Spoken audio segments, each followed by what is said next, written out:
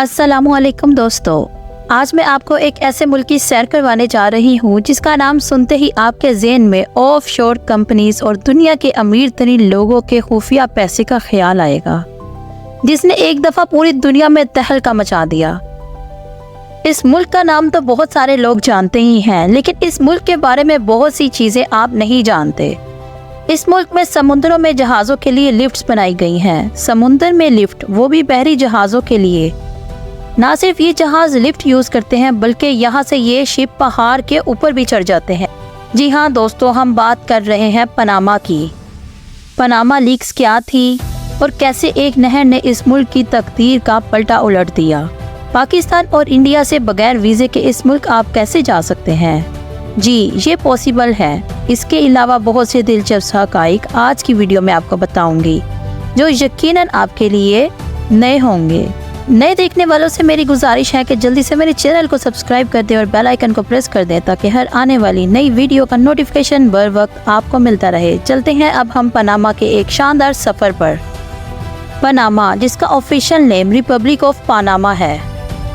Panama वस्ती America का एक खूबसूरत और दिलचस्प कंट्री है, जो अपनी मुनफरिद खसूसियात की वजह से पूरी दुनिया में फेमस है। ये दुनिया का वाहिद मुल्क है जिसके अंदर कैनाल बहरे ओकियानूस और बहरे अल्काहिल को आपस में मिलाती है।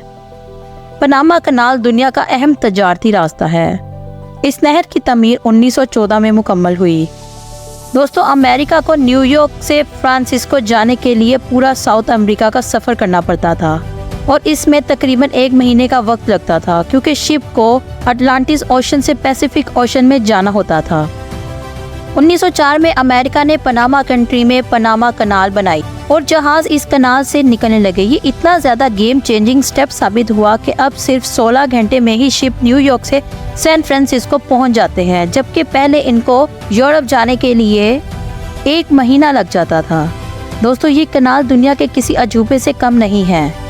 आखिर इसकी क्या वजह है, ये मैं आपको आगे जाके वीडियो में बताऊंगी। इस मुल्क में जंगलात वसी पैमाने में मौजूद हैं, और इन जंगलात में जानवर परिंदे भी बहुत ज़्यादा इकसाम के पाए जाते हैं।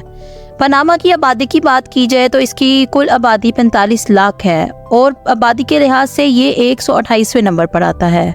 इस मुल्क की जुग्राफाई अहमियत भी बहुत ज़्यादा है। इस मुल्क के शमाल मगरिब में कोस्टारिका, जनूब मशरिक में कोलंबिया, और इसके अलावा 2 अहम समुंदर पैसिफिक ओशन और अटलांटिक ओशन वाक़या है। इन समुद्री और ज़मीनी सरहदों की बदौलत पनामा न सिर्फ तजारती रास्ता है, बल्कि आलमी नकलो हमल के लिए भी एक अहम किरदार अदा करता है।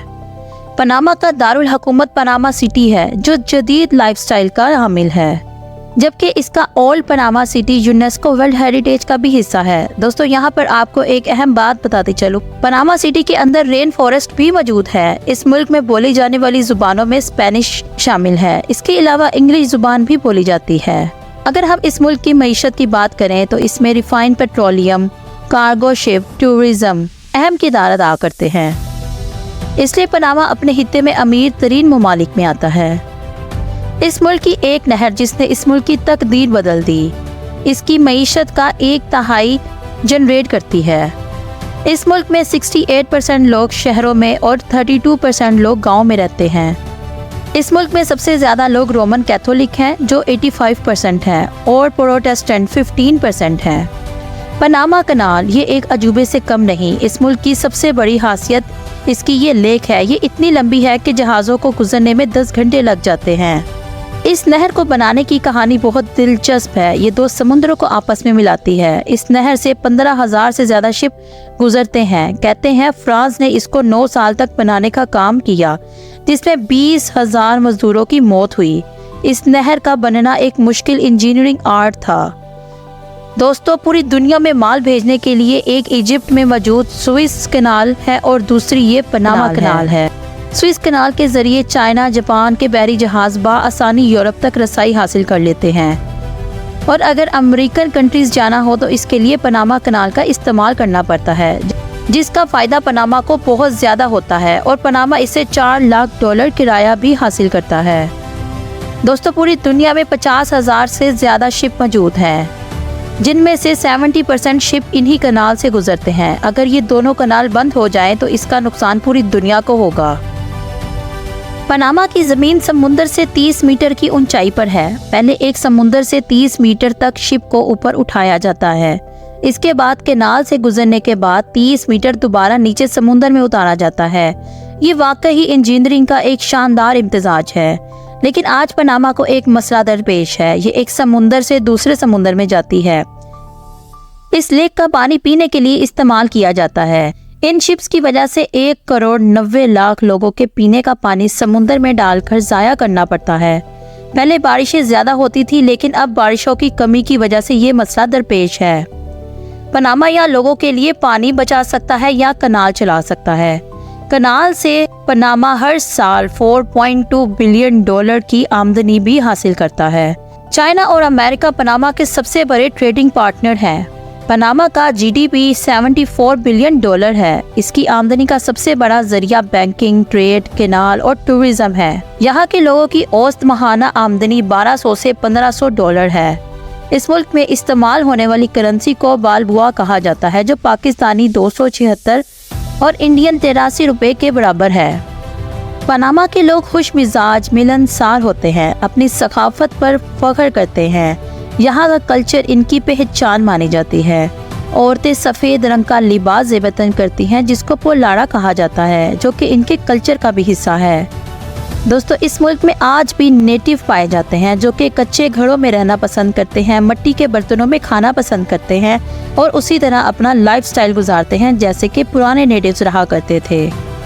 Panama leaks. आखिर ये पनामा लीक्स क्या थी? लोग क्यों इस मुल्क में अपने असासे छुपाते हैं? ये बात उस वक्त सामने आई जब पनामा के कानूनी फार्म मोसाद फेंस्को से खुफिया डॉक्यूमेंट्स लीक हुए। इन डॉक्यूमेंट्स में दुनिया भर के सियासतदानों और बिजनेसमैन के असासे और ऑफशोर कंपनीज की डिटेल्स मौजूद थीं। पनामा में लोग अपनी ऑफशोर कंपनीज बनाते हैं ताकि उनके असासे किसी को पता ना चल सके। ये पैसा मनी लॉन्ड्रिंग के जरिए यहाँ पर आया है, जायज तरीके से या नाजायज तरीके से यहाँ पे आया है, इनको इससे कोई गर्ज नहीं। इस लीक ने पूरी दुनिया को एक दफा हिला कर रख दिया और इसका असर पाकिस्तान पर भी हुआ। दोस्तों, ये बात बहुत कम लोग जानते हैं कि पनामा की नेशनैलिटी लेना बहुत आसान होता है। आपको परमानेंट रेजिडेंसी का वीज़ा लेना होगा और 5 साल रहने के बाद आपको एक मेडिकल टेस्ट देना होता है, जिसके बाद आपको यहाँ पर नेशनैलिटी आराम से मिल जाती है। इसके अलावा अगर आप $3 लाख सरमायाकारी करें तो आपको PR दे दी जाती और 5 साल बाद आपको पनामा की नेशनैलिटी भी मिल जाती है। और अगर आप जल्दी नेशनैलिटी लेना चाहते हैं तो आपको पनामा की किसी लड़की से शादी करना होगी, जिसमें आपको 3 साल के बाद ही नेशनैलिटी मिल जाती है। इसके अलावा अगर आपका बच्चा पनामा में पैदा हुआ है तो उसको पैदा होते ही पनामा की नेशनैलिटी मिल जाती है। दोस्तों, इस मुल्क में परिंदे सबसे ज्यादा पाए जाते हैं और बहुत ही मुख्तलिफ इकसाम के परिंदे इस मुल्क में पाए जाते हैं। आपको जानकर हैरानी होगी कि पूरे अमेरिका और कनाडा के परिंदे मिला लिए जाए तो इस छोटे से मुल्क में उससे भी ज्यादा परिंदे पाए जाते हैं। यहाँ पर गर्मी भी बहुत ज्यादा पड़ती है, जो कि 45 सेल्सियस तक रिकॉर्ड की जाती है। दोस्तों, अब आपको जानकर हैरानी होगी कि पाकिस्तान में तो इसकी एम्बेसी मौजूद ही नहीं है, लेकिन आप फिर भी पनामा के लिए अप्लाई कर सकते हैं। आप दुबई, अजरबैजान, अफगानिस्तान, बैंकॉक से अप्लाई कर सकते हैं। इसके अलावा आप ऑनलाइन अप्लाई कर सकते हैं, जिसका लिंक मैं अपनी डिस्क्रिप्शन में डाल दूंगी। बगैर एजेंट के भी आप वीज़ा हासिल कर सकते हैं। दोस्तों, बगैर वीज़े के आप कैसे जा सकते हैं? अगर आपके पास America, Canada, Australia, Japan, England, Korea का वीज़ा हो तो आप पनामा बगैर वीज़े के भी जा सकते हैं। इसके अलावा मैंने शुरू में बात की थी कि पाकिस्तान और इंडिया के लोग बगैर वीज़े के इस मुल्क में जा सकते हैं। जी हाँ दोस्तों, अगर आपके पास सिंगापुर का मल्टीपल वीज़ा मौजूद है और आप एक दफ़ा सिंगापुर जा चुके हुए हैं तो आपको 30 दिन के लिए पनामा का वीज़ा आसानी से मिल जाता है। दोस्तों, अब बात कर लेते हैं पनामा की हिस्ट्री की। पहले ये स्पेन की कॉलोनी था। 1821 में इसको स्पेन से आज़ादी मिली। इसके बाद ये ग्रेन कोलंबिया का हिस्सा बन गया, जिनमें पनामा, कोलंबिया और एक्वाडोर शामिल थे और इसको रिपब्लिक ऑफ कोलंबिया कहा जाता था। 1903 में पनामा को कोलंबिया से आज़ादी मिली और ये एक अलग मुल्क बन गया। दोस्तों, इस मुल्क में 400 पाकिस्तानी आबाद हैं। बहुत से पाकिस्तानी कनाडा जाने के लिए पनामा का रास्ता इख्तियार करते हैं। इस मुल्क का लिटरेसी रेट 95% है। इस मुल्क में मशहूर यूनिवर्सिटी ऑफ पनामा भी है। इस मुल्क की मशहूर यूनिवर्सिटी में technology university of Panama, Latin university of Panama शामिल हैं। दोस्तों इस मुल्क की पब्लिक यूनिवर्सिटी का खर्चा सालाना 1000 से 3000 डॉलर तक का आता है और अगर आप प्राइवेट यूनिवर्सिटी में दाखिला हासिल करेंगे तो आपको 3000 से 5000 सालाना का खर्चा आएगा। इसके अलावा आपको इस मुल्क में रहने के लिए माहाना 500 से 1000 डॉलर तक का खर्चा आता है। दोस्तों ये मुल्क अपनी सकाफत की वजह से भी बहुत फेमस है और अपने खूबसूरत मकामात की वजह से भी बहुत ज़्यादा फेमस है। इस मुल्क में 25 लाख लोग इसका विजिट करते हैं।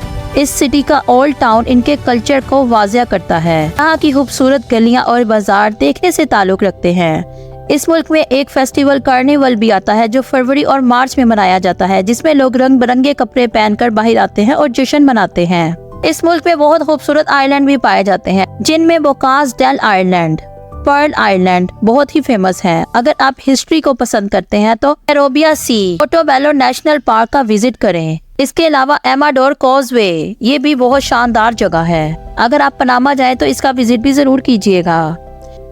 तो दोस्तों ये थी मेरी आज की इन्फॉर्मेटिव वीडियो। उम्मीद है आपको पसंद आई होगी। वीडियो को लाइक करना ना भूलिएगा और चैनल को सब्सक्राइब करना ना भूलिएगा। अगली वीडियो किस मुल्क पर बनाई जाए कमेंट सेक्शन में जरूर अपनी राय का इजहार कीजिएगा। अगली वीडियो आने तक आप सबको हिरा की जुबानी की तरफ से अल्लाह हाफिज।